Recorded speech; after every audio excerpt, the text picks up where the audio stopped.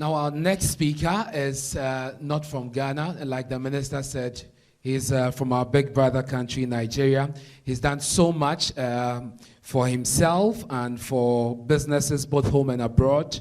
As I was looking up his work, I also noticed that he's got some very interesting family background. How many of you have seen the 10 Naira notes? For those of you who trade in Nigeria.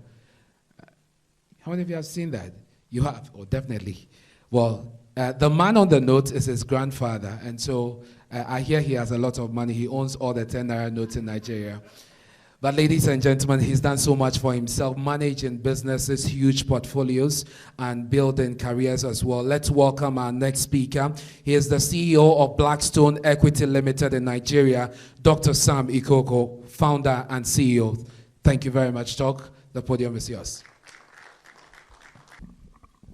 Good morning, ladies and gentlemen. I would like to stand on existing protocols. The MC, I'm not very good at timing when I'm talking, so give me some signals, would you please? So again, ladies and gentlemen, it is an honor to address you today on a topic of great importance to the future of Africa. As we all know, financing rapid economic growth is one of the greatest challenges facing the continent today. And so I want to appreciate the organizers of this summit, because it's at fora like this that we can really accelerate knowledge and make progress. Thank you for inviting me. I am confident that with the right approaches, we can overcome this challenge and unleash the full potential of Africa's economies. The challenge with funding Africa has never been a lack of ideas. It's always been one of political will and implementation, especially against a backdrop of active resistance to the economic development of the continent by external shareholders and beneficiaries. Standing on the shoulders of those before me, my contribution is to underscore the emphasis placed on certain potentially useful ideas and introduce one or two more ideas that may be of relevance.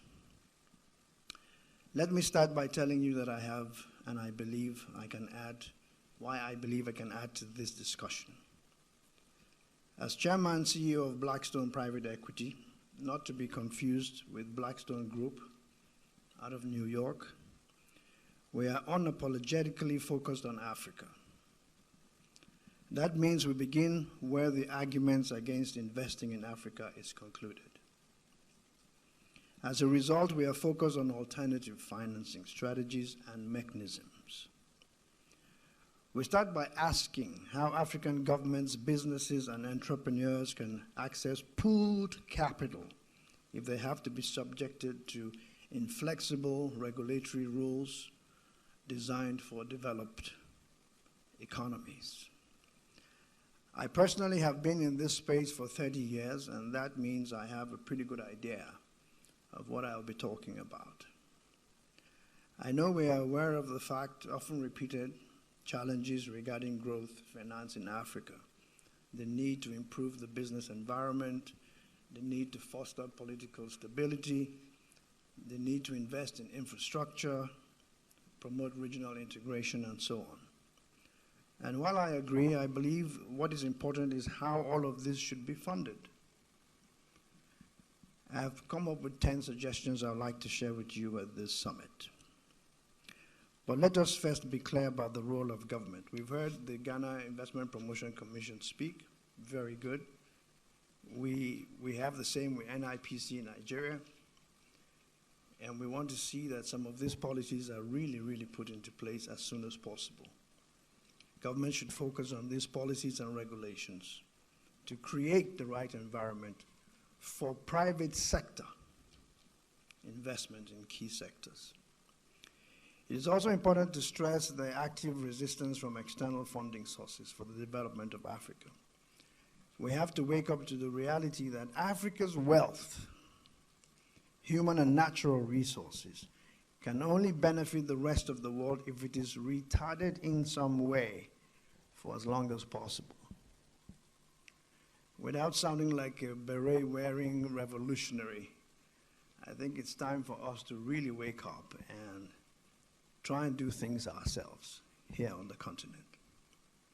I mean, how would you explain the fact that the largest funding sources in the world cite foreign exchange and country risks that include everything from corruption to terrorism for their reason to hold back investing into Africa? Yeah, it's true, these things exist. But according to the latest available data from the Organization for Economic Cooperation and Development, the overall default rate for DFI loans to Africa was 1.7%, which is lower than the average default of 2.5% for all developing countries in 2019. So the real question is, are we a good destination for investment or not? So I would like to suggest 10 things we can do to accelerate this fact. The first one is, we do know that 80% of all employment is driven by the SMEs. But where international investors are concerned, there's silence on African SMEs. We're always looking for the big names, big brands who can bring in all the money. But what about our people back home who really drive the economies? And I'm suggesting that there should be a global business and news network with an Africa-first perspective. Put on any television set today, you're going to see statistics about foreign companies, how they've grown, what they've done. But look at the great work we've done in Africa. Nobody knows about it. You go and sit on some of the boards of the big companies, they're ignorant about Africa. They have money to spend, but all they hear is the bad news about Africa. Why don't we give them access to hear for themselves and see the good work we've done? So developing global media is not something, this is one area that should be counted as infrastructure. Government should invest in making sure that the African perspective is known. The GIPC has just spoken to us, at best 100 or something people. There's a population of 7 billion that needs to hear the story about the opportunities in Ghana, in Nigeria, in Cote d'Ivoire, everywhere else. So this is infrastructure. This is not just a business. For Africa, governments must make sure that our story is told. Our people should be acknowledged the way we acknowledge entertainers and politicians and give them awards. The small and medium businesses should be recognized. They drive the economies. And quite frankly, when we talk about raising money, charity should begin at home. The laughable exercise we just had in Nigeria in trying to change the currency showed us that people have trailer loads of cash buried somewhere. Hernandez de Soto, the Peruvian economist, gave us statistics to show that we have more money buried under our mattresses than all the foreign aid that's come into Africa since 1956. So the money we want is under our mattresses. How do we get it out? We need to know that we are worthy to be invested in. That's critical. It will provide more visibility for African businesses. It will help counter negative stereotypes and biases about Africa. An example will be letting the boardrooms of the world know that the default rate in Africa is lower than all other developing countries. I think that's information worth sharing. Secondly, we need a new generation of capital market products on top of an African stock exchange with unified regulations. I can't tell you how many times we funded a business and then we have to float them on European stock exchanges, on Asian stock exchanges. We need to have something in Africa. So Africans in Nigeria can invest in Ghana. They don't have to come through the GIPC. They can look at a Ghanaian company that's doing well and invest in it, and vice versa. Take out all this separation we have between Anglophone and Francophone countries, unify the regulations, and let the money move around. Not only is our default rate less in Africa, our our profit growth is faster than anywhere else. The third thing would be capital inflows from Africa diaspora. Everybody says that. How do we do that? You talk to the average Nigerian, Ghanaian, Gambian or Liberian or anyone else in America, the first thing they'll tell you, I can't invest at home. I'm not sure my money will be used properly. I sent money the other time, it was used for something else. So mechanisms have to be set up where Nigerians, Ghanaians, everyone should know that there's a certain amount of scaffolding that protects them when they start investing at home. And there's a lot of money there. 2018 or so, 80% of all foreign investment into China was from Chinese living abroad. The statistics we have here are equally daunting. For example, we have, according to the World Bank, remittance flows to sub-Saharan Africa increased by 5.6% to 51 billion in 2022, up from 48 billion. It's growing, driven partly by the fact that Africans are doing well abroad and also by the fact that more Africans are traveling every day. And our culture is that we remember home. We may not be there, but we can send money home. And it's happening. The fourth thing I'd like to talk about is what I call Project Wakanda. How many of you watched the movie Wakanda? Everybody was proud about Africa. Well, let's turn that into economics. According to recent data, the total net worth of black Americans alone is estimated at over $4 trillion. $4 trillion. By tapping into this massive pool of capital, African economies can gain access to the funding they need, period. Project Wakanda should involve the creation of financial instruments that give confidence to investors, can trigger the brain gain.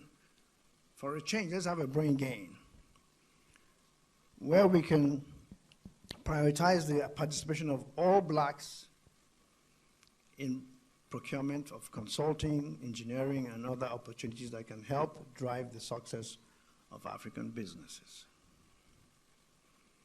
The fifth would be accelerate public-private partnerships.